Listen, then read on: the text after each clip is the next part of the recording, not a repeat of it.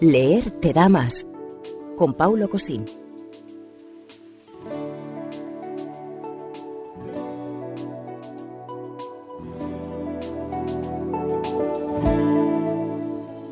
Aviso. Las personas que intenten encontrar un motivo en esta narración serán procesadas. Las que intenten encontrarle una moraleja serán desterradas. Las que intenten encontrarle una trama serán fusiladas. Por orden del autor. Esta es la advertencia que nos realiza Mark Twain en el inicio de su obra Las aventuras de Huckleberry Finn. Si recuerdas el episodio anterior sobre la paradoja de Ovidio, Tom Sawyer, otro de los personajes de Mark Twain, nos recomendaba que lo mejor para que a uno le apeteciera hacer algo es que se lo prohibieran. Así que, ¿qué crees que nos quiere decir Mark Twain con esta cita? ¿Qué crees que me apetece hacer a mí? ¡Ja! Pues justo lo contrario. Y que se atrevan a procesarme, o a desterrarme, o a fusilarme. Hay pedagogos, filósofos y educadores que, como reacción a la invasión de textos creados únicamente para leccionar, se van al otro extremo y ni siquiera se atreven a sugerir que podamos extraer alguna reflexión y aprendizaje de lo que leemos. Solo insisten en que debemos disfrutar de lo que leemos porque nos llevará a mundos inimaginados. Pero también, de alguna manera, podría pensarse que tanto énfasis en el disfrute nos distrae de que podamos reflexionar y aprender. Y esto, para mí, es vital. Si nos tomamos este aviso de Mark Twain al pie de la letra, sumisos y obedientes, nos quedaríamos solo con las historias de unos chavales de 13 años, como si la única intención del autor fuera relatar sus recuerdos de juventud. Sería entonces como esas personas que nos encontramos a veces y que solo quieren contarnos su vida, porque necesitan ser escuchados y les viene bien que les hagamos compañía. O como aquellas que tienen unas ansias narcisistas tan fuertes que lo único que buscan es que les digamos lo interesante que es su vida. Y santo cielo, eso se vuelve insoportable. No tenemos más que observar algunos discursos de personas que reciben un premio. Animados por el elogio, se vienen arriba y nos relatan con todo detalle lo buenos que han sido en sus vidas. Con todos los respetos y sin ánimo de ofender, ¿y si nada de eso resulta de interés a la audiencia? ¿Y si esas historias no son tan interesantes como para estar escritas en un libro? Te cuento esto porque te puede ayudar a seleccionar los libros que más encajen con tus intereses y gustos, y porque, en mi opinión, ese no es el caso de Mark Twain. Yo creo que Mark Twain quiere que conozcamos a Tom Sawyer, a Huck Finn y al esclavo negro Jim, porque lo que les sucede, además de ser divertido en muchas ocasiones, nos muestra sus maneras de pensar y actuar en circunstancias muy diversas y en su contexto histórico y social. Twain sabe que esas historias nos llevarán a muchas reflexiones que hoy quiero compartir contigo.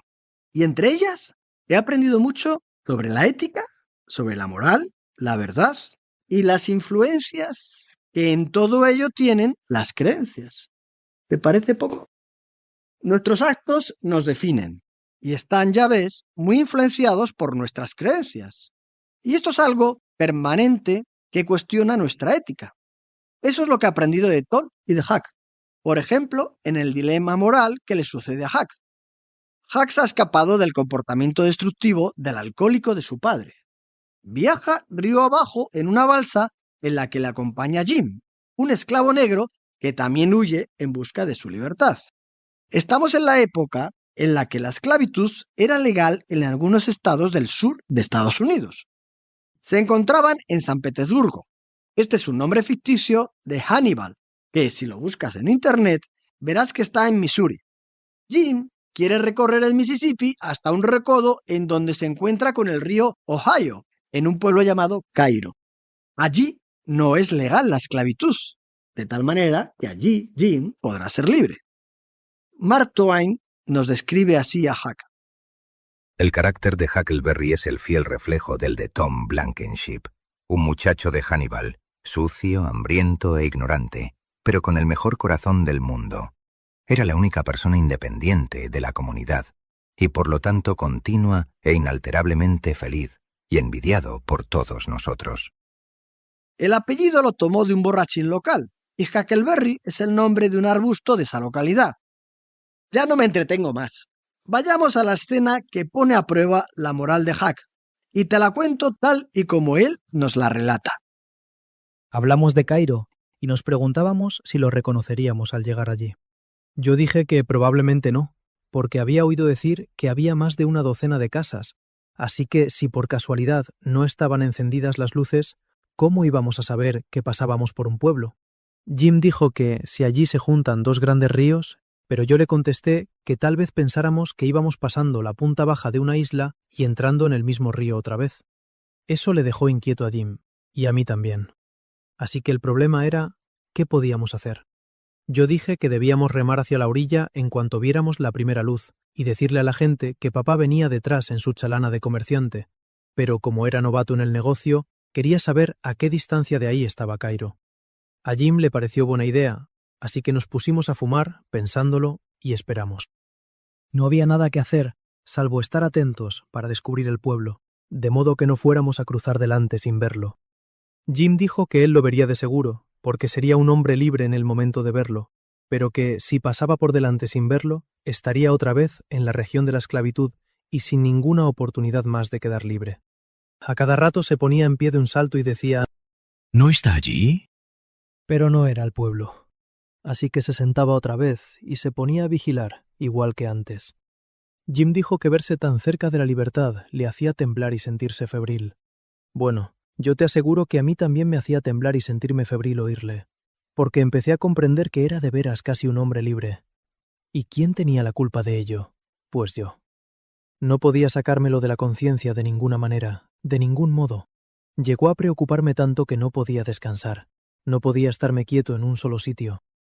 Antes no había comprendido así de claro lo que era esta cosa que estaba haciendo, pero ahora sí lo comprendía, y se me quedó clavado adentro, y me quemaba más y más.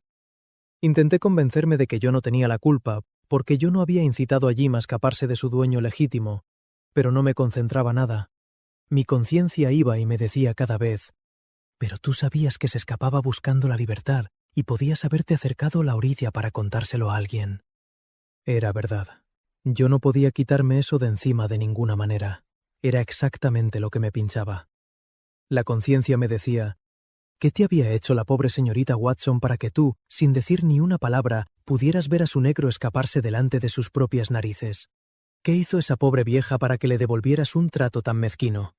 Pues ella se esforzó por enseñarte tus lecciones, y se esforzó por enseñarte tus modales, y se esforzó por ser buena contigo de cuantas maneras supo.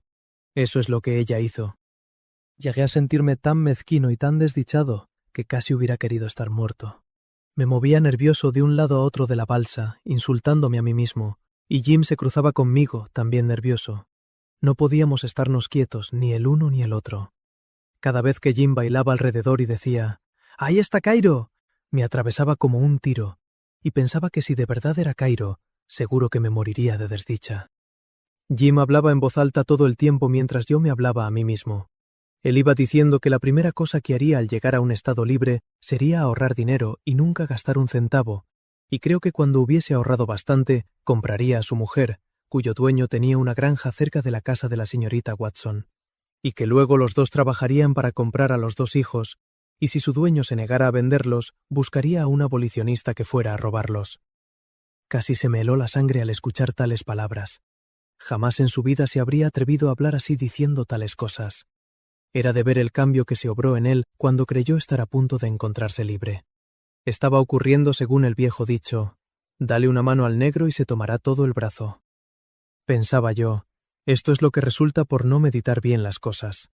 Aquí tenía yo ahora a este negro a quien prácticamente había ayudado a escaparse, y él había dicho sin pestañear que se proponía robar a sus hijos, niños que pertenecían a un hombre que yo ni siquiera conocía, a un hombre que nunca me había hecho ningún daño.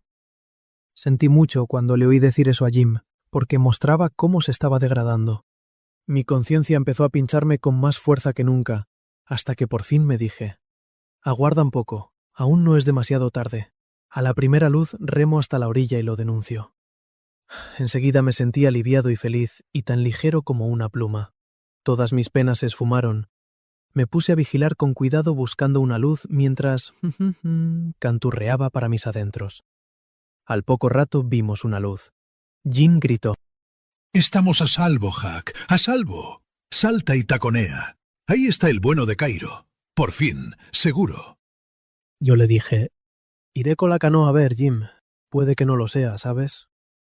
Se puso en pie de un salto y preparó la canoa, y extendió en el fondo su viejo abrigo para que me sentara encima, y me dio la pala, y mientras desatacaba me dijo, Dentro de poco estaré gritando de alegría. Y entonces diré, todo se lo debo a Huck. Soy un hombre libre, pero no me habría liberado nunca a no ser por Huck. Huck lo consiguió. Jim jamás te olvidará, Huck. Eres el mejor amigo que Jim ha tenido nunca, y eres el único amigo que tiene el viejo Jim ahora. Yo iba remando todo impaciente por denunciarle, pero cuando dijo eso, parecía que hubiera apagado los fuegos. Entonces seguí avanzando lentamente y no estaba muy seguro de si me alegraba de haber empezado o no.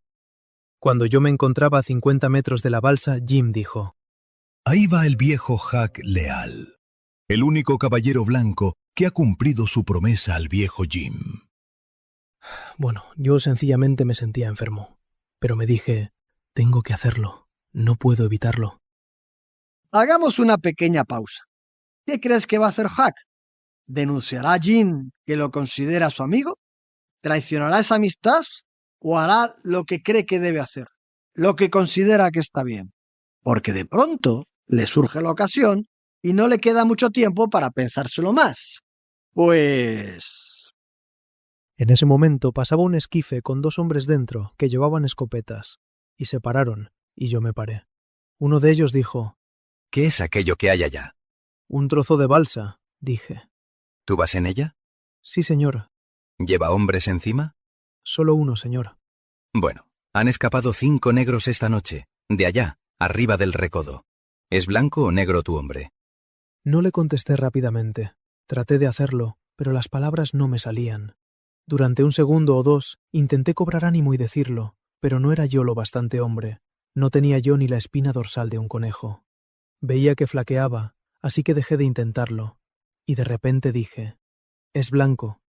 Creo que vamos a comprobarlo. Me gustaría que lo hicieran, dije, porque es mi papá que está allí, y tal vez me ayudarían a remolcar la balsa a tierra, donde está esa luz. Está enfermo, y también mi mamá y Merian. Ah, diablos. Tenemos prisa, muchacho, pero supongo que debemos hacerlo.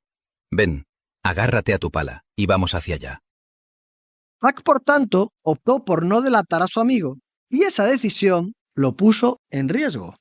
Acostumbrado como estaba a recurrir a su ingenio, no tuvo problema para deshacerse de esos hombres. Bastó que les dijera que su padre tenía la viruela y no tardaron en buscar una excusa para despedirse de Huck y continuar su camino. Y ahora viene lo mejor, la reflexión sobre sus consecuencias morales después de haber actuado de esa manera. Se marcharon y yo regresé a la balsa, hundido y triste, porque sabía muy bien que había obrado mal, y veía que era inútil tratar de aprender a obrar bien. Un individuo que no ha empezado bien de niño pequeño no tiene oportunidad. Cuando viene el aprieto no tiene en qué apoyarse, y nada que le haga seguir adelante, así que sale vencido. Luego pensé un minuto y me dije, espera, suponte que hubieras obrado bien y denunciado a Jim. ¿Te sentirías mejor de cómo te sientes ahora? No, me dije, me sentiría mal. Me sentiría exactamente igual que ahora. Bueno, entonces, dije, ¿para qué te vale aprender a obrar bien, cuando es dificultoso obrar bien, y no es nada difícil obrar mal, y el pago es igual en los 2 casos? Estaba confundido. No podía contestar la pregunta, así que pensé que no debía seguir preocupándome del asunto, sino que siempre iba a hacer lo que en el momento me viniera más a mano. Cuando se reunió con Jim, tuvo su recompensa cuando Jim le dijo, agradecido y orgulloso de su fiel amigo Huck. ¿Cómo los engañaste, Huck? Ha sido la excusa más lista que he oído jamás. Te lo digo, niño. Creo que con eso salvaste al viejo Jim. Y el viejo Jim nunca te olvidará, guapito. Seguramente tú habrías actuado de la misma manera, anticipando la fidelidad a tu amigo frente a lo que se supone que es lo correcto. Este es un caso bien extremo que nos pone de relieve cómo nos influyen las normas morales que socialmente se han aceptado como buenas, en contraste con algo tan sencillo, aparentemente, como son nuestras relaciones personales. En el libro La emoción de leer, relaciono las emociones sociales o secundarias con la ética y la moral. Indico que utilizamos ética y moral de manera indistinta, aunque hay también autores que establecen diferencias. Sea como sea, queda claro aquí que Huck tiene unas reglas firmes establecidas socialmente por las que un esclavo es propiedad de otra persona, pero también tiene un sentimiento de amistad y fidelidad hacia su amigo. Ambos se encuentran en contraposición, y después de haber optado por la segunda, tiene claro que eso es más fácil para él y así actuará en un futuro. Si la moral y la ética, que es algo sobre lo que hay largos discursos de verdaderos especialistas, filósofos y pensadores, queda, en mi opinión, también reflejado en una secuencia de un libro, ¿crees que Mark Twain nos aporta la base para una excelente reflexión y que por tanto leer te da más?